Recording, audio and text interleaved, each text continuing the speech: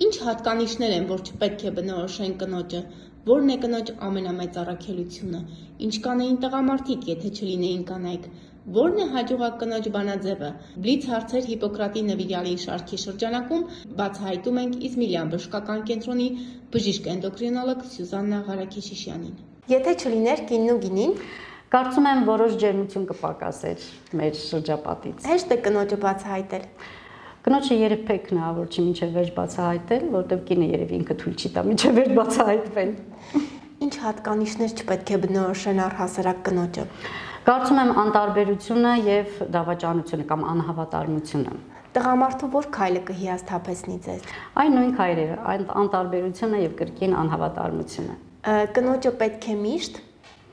սիրել, մեծարել։ Կինը գեղեցիկ է երբ գնահատված է, երբ ինքնաբավ է։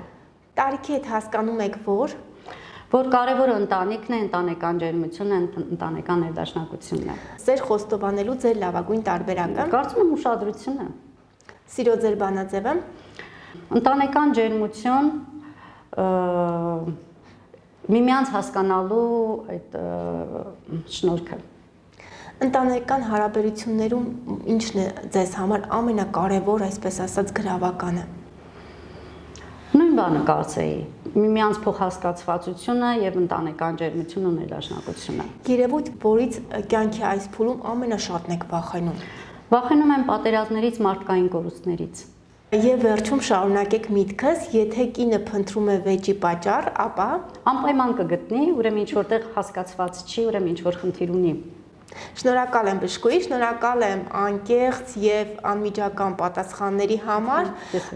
եւ եթե ունեք խորհուրդ մեր հայ կանանց, հայ մայրերին, որպես արդեն բժիշկ մասնագետ, սիրով։ Շնորհակալ եմ մեկ անգամ եւս, ես ուզում եմ, որ կանայք ուշադիր լինեն իրենց հանդեպ, որովհետեւ գիտեմ, որ հայ կնոջը մանավանդ բնորոշ է նվիրվածությունը, մինչեւ վերջ տրվել է իր երեխաներին, ընտանիքին, ամուսնուն։ Կուզենամ, որ մի փոքր իրենց վրա ավելի ուշադիր լինեն եւ չդիմեն այն ժամանակ, երբ որ արդեն դանակահասել է ոսկորին։